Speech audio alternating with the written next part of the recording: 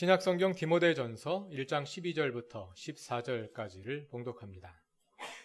나는 나에게 능력을 주신 우리 주 그리스도 예수께 감사를 드립니다. 주님께서 나를 신실하게 여기셔서 나에게 이 직분을 맡겨주셨습니다. 내가 전에는 회방자요, 박해자요, 폭행자였습니다. 그러나 그러한 행동은 내가 믿지 않을 때에 알지 못하고 한 것이므로 하나님께서 나에게 자비를 베풀어 주셨습니다. 우리 주님께서 나에게 은혜를 넘치게 부어주셔서 그리스도 예수 안에서 얻는 믿음과 사랑을 누리게 하셨습니다. 아멘. 이것은 하나님의 말씀입니다. 종교와 철학들의 초창기 역사를 찾아보면 재미있는 현상을 한 가지, 재미있는 공통점을 한 가지 발견할 수 있습니다. 그것은 창시자들은 글을 남기지 않았다는 것입니다. 대개 창시자들은 글을 쓰거나 그의 사상을 체계화하여 제시하지 않았고 그 제자들이 스승의 사상을 집대성하고 체계화하는 것이 보통입니다. 예를 들어서 서양 철학에서 소크라테스는 글을 남기지 않았습니다. 그 제자인 플라톤을 통해서 철학이 체계화되었습니다. 유교의 창시자인 공자의 사상도 그 제자인 맹자를 통해 기틀이 세워졌고, 경우가 조금 다르긴 합니다만 대승불교의 사상은 나가르주나 한자 이름 용수를 통해서 명문화되었습니다. 우리 기독교에서도 이와 비슷한 유형의 역사를 찾아볼 수 있습니다. 예수님은 책을 쓰지 않으셨습니다. 그래서 우리가 가지고 있는 성경에는 예수님께서 직접 쓰신 책은 없습니다. 예수님의 일대기는 복음서 저자들을 통해 기록되었고, 그의 가르침은 그를 따르는 사람들에 의해 체계화되고 명문화되었는데, 그 중심 역할을 한 사람은 단연 누구일까요? 사도 바울입니다. 사도 바울은 기독교 역사에서 예수님 다음으로 중요한 인물입니다. 왜냐하면 신약성경 27권 가운데 13권을, 숫자로만 따지자면 신약성경의 절반 가까이를 사도 바울이 썼고, 그 바울 서신에서 기독교 신앙의 핵심적인 내용들이 나왔기 때문입니다. 그런데 우리가 잘 알고 있는 것처럼 바울은 원래 그리스도인들을 박해하는 일에 앞장섰던 사람입니다. 사도행전 7장 끝부분을 보면 바울은 기독교 최초의 순교자라 할 수 있는 스데반을 죽이는 일에 중심이 되었던 인물입니다. 또 다마스쿠스에서 일어나고 있던 예수신앙 운동을 탄압하려는 계획을 대제사장의 권한을 위임받아 세우고 또 주도했던 사람이기도 합니다. 그러나 사도행전 9장이 보도하는 것처럼 그는 다마스쿠스로 가는 길에서 부활하신 예수를 만나 회심하고 사도로 부르심을 받아서 그의 가는 길을 180도 바꾸어 오히려 그가 박해하려던 예수의 복음을 전하는 사람이 됩니다. 오늘 함께 읽으신 본문 디모데전서 1장 13절에서 바울은 자신이 전에는 회방자요, 박해자요, 폭행자였다고 말합니다. 여기서 회방자로 번역된 블라스페모스는 영어의 블라스페모스 비슷하죠? 또는 블라스페미, 즉 하나님을 모독하는 자라는 뜻입니다. 또 폭행자로 번역된 휘브리스테스는 교만하고 호전적인 사람을 가리키는 말입니다. 즉 바울은 스스로의 삶을 회고하여 그 자신 하나님을 모독하고 그리스도인들을 박해하며 더 박해하지 못해 으르렁거리는, 그러면서도 부끄러운 줄 모르고 그것을 자랑으로 삼는 사람이었다고 말하는 것입니다. 그러나 하나님은 그러한 모든 행동이 그의 무지로부터 인한 것이었음을 배려하여 그에게 자비를 베푸시고 그를 변화시켜서 하나님의 사람으로 만드셨습니다. 바울은 학식이 뛰어나고 능력이 많은 사람이었습니다. 그는 구약 성서와 유대교 사상에 능통했고 헬라적 교육을 통해 뛰어난 수사학적 소양을 갖춘 사람이었습니다. 수사학이란 설득의 기술을 말합니다. 헬라 교육에는 수사학이 기본 교육으로 들어있었는데 신약 성경을 읽어보면 바울은 뛰어난 수사학을 갖춘 사람이라는 것을 알 수가 있습니다. 만일 하나님께서 그의 길을 돌려주시지 않았다면 그는 그 뛰어난 능력으로 하나님을 더 모독하고 그리스도인들을 더 효과적으로 박해하며 더 교만한 사람이 되어 돌이킬 수 없는 나락으로 치달을 수밖에 없었을 것입니다. 그러나 바울이 전도자로 변신한 후 회심하기 전 그가 갖추어 온 모든 능력은 이제 복음을 효과적으로 전달하기 위한 지식과 도구로 활용됩니다. 하나님이 그를 쓰시기 위해 미리 그렇게 준비시키셨던 것입니다. 이러한 자신의 삶을 돌아보며 바울은 하나님께 감사드리지 않을 수 없었습니다. 그래서 본문 12절에서 그는 이렇게 고백합니다. 나는 나에게 능력을 주신 우리 주 그리스도 예수께 감사를 드립니다. 주님께서 나를 신실하게 여기셔서 나에게 이 직분을 맡겨주셨습니다. 하나님께서는 바울에게뿐만 아니라 우리들에게도 귀한 직분들을 맡겨주셨습니다. 그것은 목사, 장로, 권사, 집사, 운영위원, 교사, 찬양대, 지휘자, 반주자와 같이 지속적으로 주어지는 직분들뿐 아니라 애찬 준비, 설거지, 안내, 회중기도와 같이 가끔 찾아오는 일들, 그리고 교회에 익숙하지 않은 새 교우들을 따뜻한 얼굴로 맞이하고 식사 후에 다른 사람의 접시를 함께 치워주고 바닥에 떨어진 휴지 조각을 줍고 삐뚤어진 의자를 바로잡는 것 같은 일상적인 일들을 포함합니다. 그것이 모두 직분입니다. 그뿐 아닙니다. 교회 울타리 안팎에서 우리에게 주어진 모든 역할들이 다 하나님께서 우리에게 주신 직분들입니다.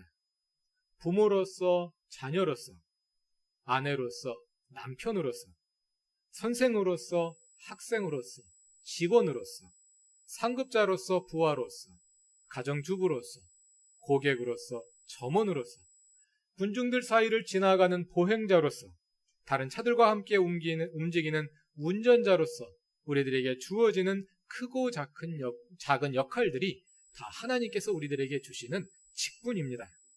그 역할들이 나에게 주어진 사실로 인해 감사하는 것입니다. 그런데 본문 12절을 헬라어 원문으로 읽어보면 우리말 번역과는 조금 다른 뉘앙스가 담겨 있는 것을 알 수 있습니다. 바울은 12절 전반부에서 하나님께 감사를 드린 후에 후반부에서 그 감사의 이유를 서술합니다. 감사의 이유를 서술하는 후반부 문장에서 정동사는 주님께서 나를 신실하게 여기셨다는 것이고 직분을 맡기셨다는 말은 신실하게 여기셨다는 사실을 뒷받침해주는 분사입니다. 말하자면 바울이 하나님께 감사하는 직접적인 이유는 직분을 맡기셨기 때문에 감사하는 것이 아니라 주님께서 그를 신실하게 여겨주셨기 때문에 감사하는 것입니다. 직분을 맡기신 것은 하나님께서 그를 신실하게 여기심을 보여주는 하나의 표징일 뿐입니다. 만일 직분으로 인해 감사하는 것이라면 그 직분의 크고 작음에 따라 감사의 크기도 달라질 수 있을 것입니다. 그러나 바울이 감사하는 이유는 그 직분이 무엇이 됐든 하나님께서 그를 회방자요, 박해자요, 폭행자였던 그를 그 일을 맡을 만한 신실한 사람으로 여겨주시는 그 사실이 감사한 것입니다. 주님이 나를 신실하게 여기신다. 이 말은 주님이 나를 믿을 만한 사람으로 인정하신다는 뜻입니다. 너는 믿을 만한 사람이야. 그래서 내가 너에게 내 일을 믿고 맡긴다. 그는 하나님을 모독하고 하나님의 자녀들을 박해하고 그것을 자랑하던 사람인데 그러한 그를 향해 하나님이 말씀하시는 것입니다. 그건 다 과거에 몰라서 한 짓이지. 내가 다 안다. 너는 이제 달라졌잖니. 내가 너를 믿는다. 믿고 맡길 테니 내 일을 잘 감당해 주라. 하나님께서 우리에게 크든 작든 직분을 맡기시는 것은 우리를 믿을 만한 사람으로 인정하셨기 때문입니다. 하나님이 여러분에게 남편의 직분을 주신 것은 하나님의 딸인 그 여자를 진심으로 사랑해주고 그 존재의 아름다움을 유지할 수 있도록 정성껏 보살펴 줄 것이라 믿으시기 때문입니다. 하나님께서 여러분에게 아내의 직분을 주신 것은 여러분이 하나님의 아들인 그 남자의 자존감을 세워주고 따뜻한 사랑으로 잘 품어주리라 믿으시기 때문입니다. 하나님이 여러분에게 부모의 직분을 주신 것은 그 자녀들을 나의 소유로 생각하지 않고 하나님의 자녀답게 양육하여 그분의 나라의 신실한 일꾼으로 양육하여 하나님께 돌려드리리라 믿으시기 때문입니다. 하나님이 여러분에게 자녀의 직분을 주신 것은 여러분의 생명의 근원인 부모를 존경하여 그리고 순종하여 그분들의 사랑의 수고가 헛되지 않음을 느낄 수 있게 해드리리라 믿기 때문입니다. 물론 우리는 그 일들을 완벽하게 잘 해내지 못합니다. 실수하고 계속 실수를 반복합니다. 그러나 하나님은 그래도 그 일을 거두어 가지 않으시고 끝까지 우리에게 그 일을 맡기십니다. 왜냐하면 우리가 앞으로 더 잘할 것이라 믿으시기 때문입니다. 본문에서 말하는 직분이란 어떤 계급이나 지위를 가리키는 말이 아닙니다. 여기서 직분으로 번역된 헬라어 단어는 디아코니아입니다. 디아코니아, 잘 아시죠? 섬김을 뜻하는 말입니다. 종이 밥상을 차려놓고 주인 가족이 식사하는 동안 그 옆에 모셔서서 대기하며 심부름하는 것을 디아코니아라 합니다. 그런데 예수님은 그 자신의 사역과 제자들의 사역을 한마디로 정리하여 디아코니아, 섬김이라 말씀하시는 것입니다. 바울도 자신의 사역을 가리켜 디아코니아라 합니다. 그리고 하나님께서 자신에게 남을 섬길 책임을 디아코니아를 맡겨주신 것은 하나님께서 그를 신실하게 여기시기 때문에 그런 것임을 인식하며 주님께 감사를 드리는 것입니다. 하나님께서 우리에게 섬김의 직분을 맡겨주시는 것은 하나님께서 우리를 믿을 만한 일꾼으로 인정하셨기 때문입니다. 우리가 잘 섬기리라 믿으시기 때문에 맡겨주신 것입니다. 그래서 우리가 잘 섬길 때 우리는 하나님의 그 신뢰와 우리를 향한 하나님의 그 기대에 부응하는 것입니다. 한두 달에 한 번씩 돌아오는 애찬 당번, 설거지 당번은 비록 1년치를 미리 짜놓은 시간표에 따라 정해지지만 거기에는 우리를 향한 하나님의 신뢰가 담겨 있습니다. 마치 임금이 신뢰할 수 있는 사람만 수락관에서 음식을 준비할 수 있듯이 하나님이 우리를 신뢰하시기 때문에 우리가 주방에서 애찬을 준비하고 또 음식을 먹고 난 그릇들을 씻고 정리할 수 있는 것입니다. 요즘 설거지 당번들이 시간을 잘 지키지 않으셔가지고 싱크대에 그릇이 쌓이는 일들이 종종 있다고 합니다. 설거지도 아무나 시키는 것이 아닙니다. 하나님이 믿을만 하기 때문에 맡겨주신 겁니다. 설거지 당번 시간표 하나에도 나를 신실하게 여기시는 하나님의 마음이 담겨 있는 것입니다.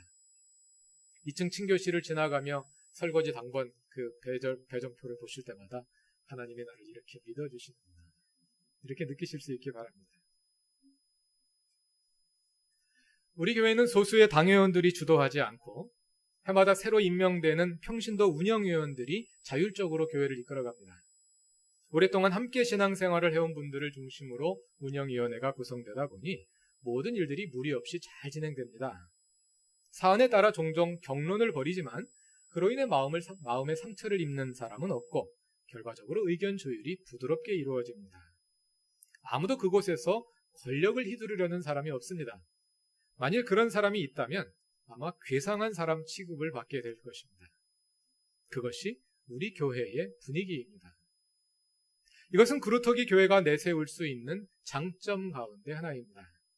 그러나 그런 가운데서도 그 자리에 적절한 긴장감이 있어야 합니다.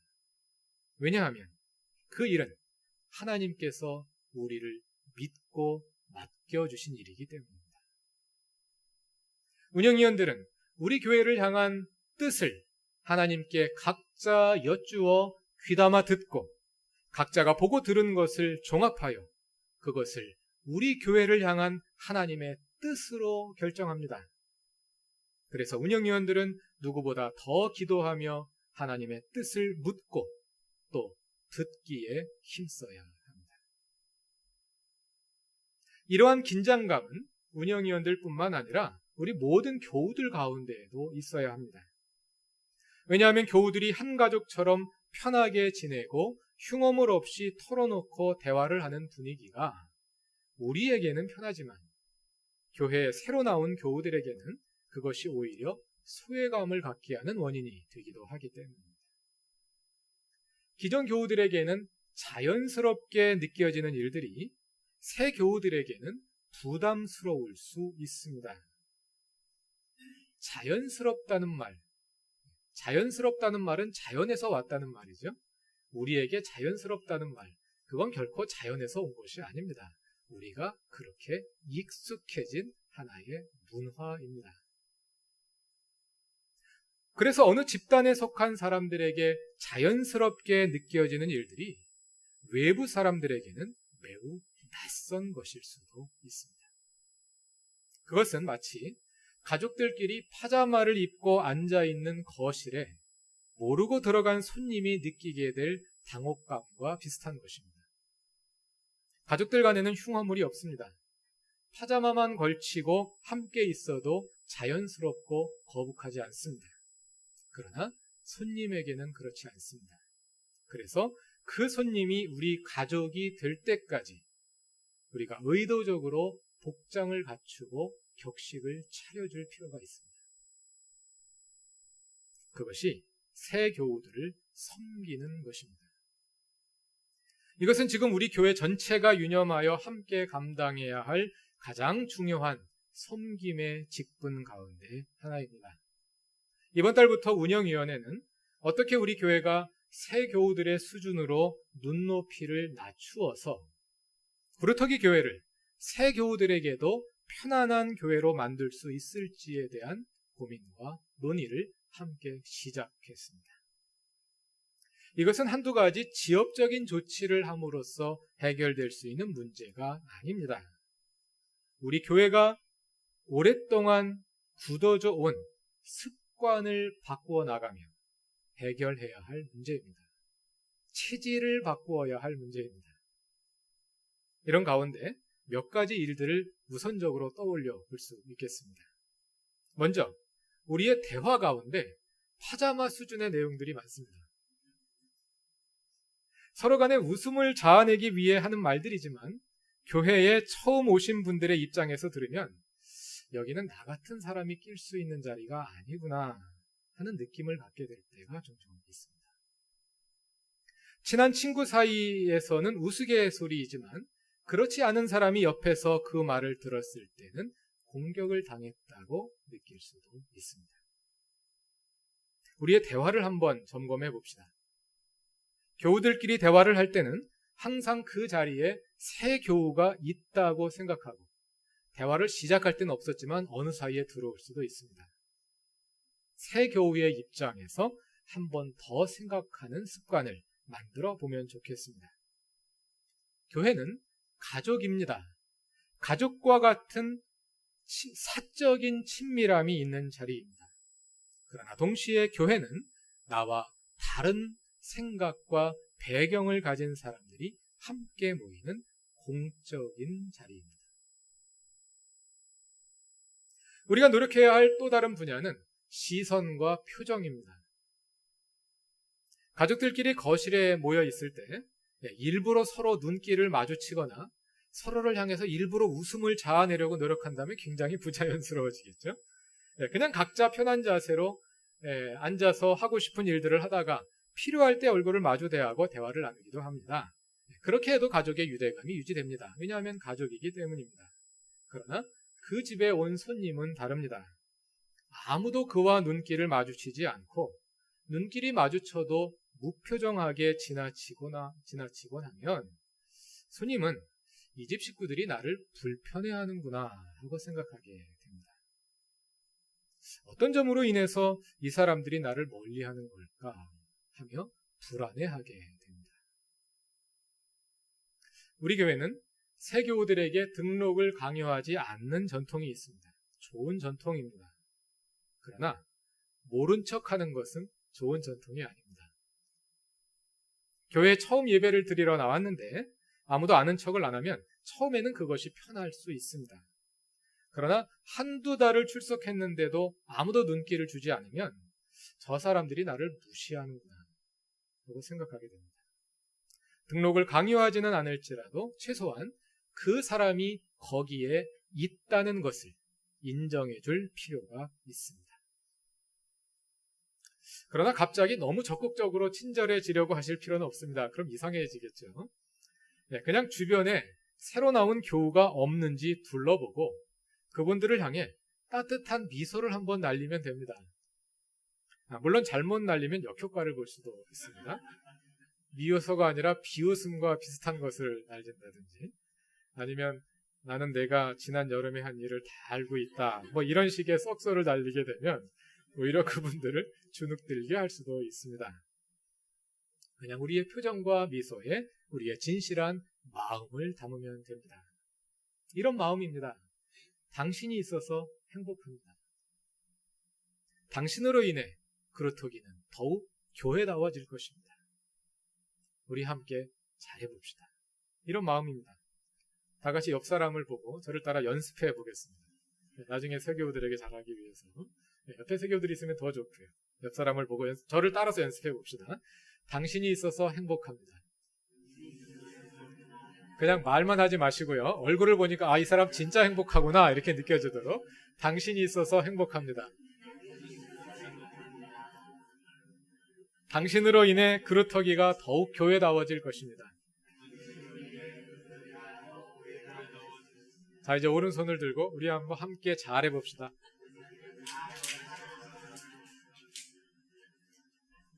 아주 아름답습니다. 계속 연습하시고 실천하실 수 있기 바랍니다.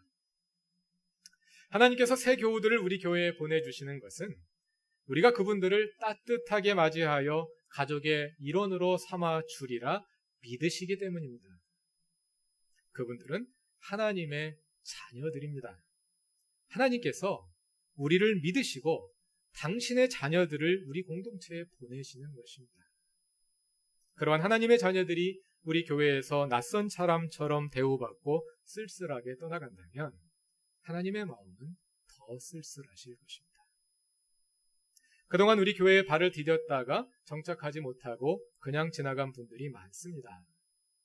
그럼에도 하나님은 이제 너희 못 믿겠다 집어쳐라 그러지 않으시고 계속해서 새로운 그분의 자녀들을 우리 공동체에 보내주십니다. 그것은 하나님께서 여전히 우리를 믿어주신다는 표시입니다. 이제는 우리가 하나님의 그 기대와 그 신뢰에 부응할 때가 되었습니다. 우리 그루터기 교회는 우리에게 능력을 주신 우리 주 예수 그리스도 예수께 감사를 드립니다. 왜냐하면 주님께서 우리를 신실하게 여기셔서 우리를 믿고 우리에게 이 귀한 직분들을 맡겨주셨기 때문입니다. 다 같이 기도드리겠습니다. 우리를 신실하게 여기셔서 섬김의 일들을 맡기신 하나님, 우리를 믿어주심에 한편으로 감사하면서 다른 한편 주님께 죄송한 마음을 금할 수 없습니다. 그럼에도 주님은 우리를 끝까지 믿어주심에 감사드립니다. 이제 우리를 스스로 돌아보아 진정으로 믿을 만한 공동체로 더 변화하고 성숙하게 하옵소서. 주님께서 맡겨주신 작고 큰 직분들, 항시적이거나 일시적인 섬김의 일들을 잘 감당하여 우리를 향한 주님의 믿음에 보답하게 하옵소서. 무엇보다도 하나님께서 우리를 믿고 우리에게 보내주신 하나님의 자녀들을 우리 가족으로 품고 사랑하게 하옵소서. 예수님의 이름으로 기도드립니다. 아멘.